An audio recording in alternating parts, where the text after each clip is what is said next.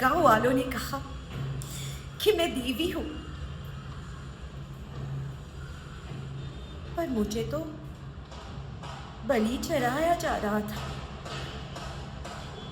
मैं नंदिनी, जब मैं 12 साल की थी तब गांव वालों ने मुझसे कहा कि भगवान से तेरी शादी होगी। लेकिन असल में मेरा विवाह तो 80 साल के एक राज पुरोहित के साथ करवा दिया गया। उस रात जब ढोल बज रहे थे ना, तो गांव वालों ने कहा कि देखो, देवी की शादी हो रही है। लेकिन असल में एक मासूम की आत्मा जल रही थी। हर रोज एक रिवाज के नाम पर मेरी आत्मा को जलाया जा रहा था। कुछ दिन बाद राजपुरोहित मर गया। फिर लोगों ने मुझसे कहा कि अब तुझे सती बनना है। 12 साल की एक मासूम लड़की, और मेरे चारों तरफ आग।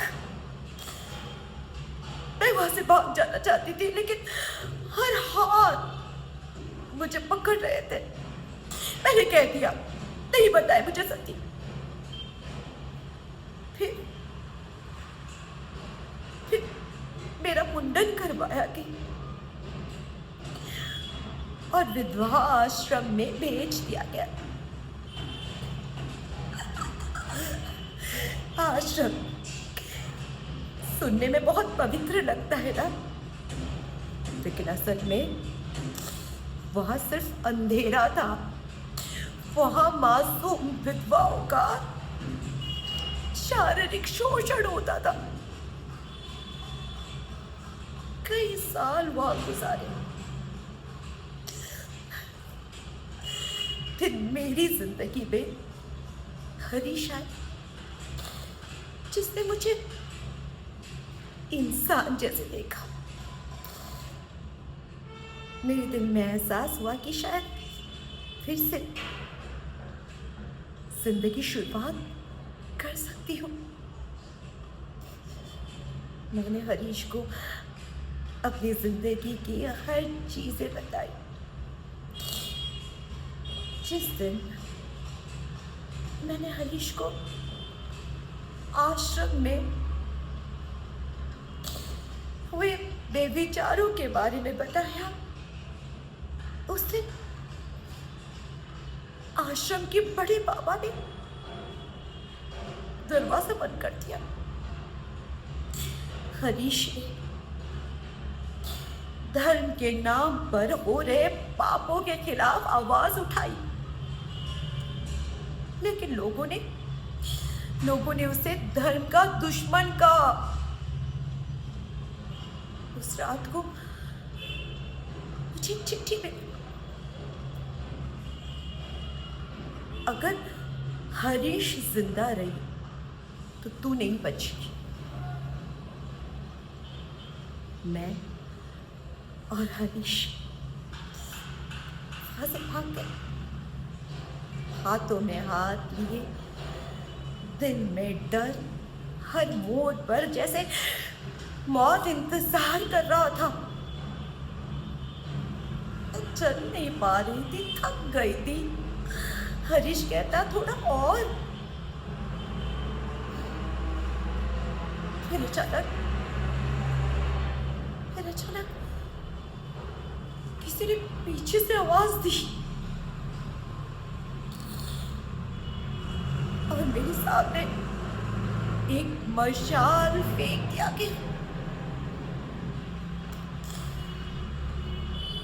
और हरीश को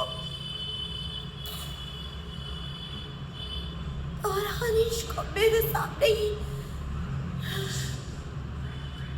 जिंदा जला दिया गया।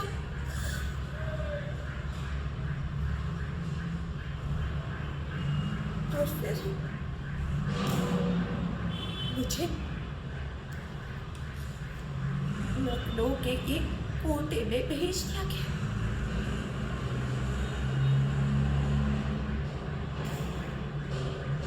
अंदर से आवाज, अब तो देवी नहीं रही, अब तो दासी बन गई। कई सालों बाद उसी कोठे में एक मासूम बच्ची आई, 12 साल की।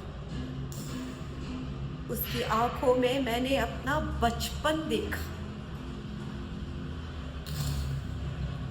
और उसी दिन ही मैंने फैसला किया कि अब कोई नंदिनी नहीं बनेगी। उस रात मैंने कोठे को जला दिया और उस मासूम के हाथ पकड़कर वहां से भाग गई।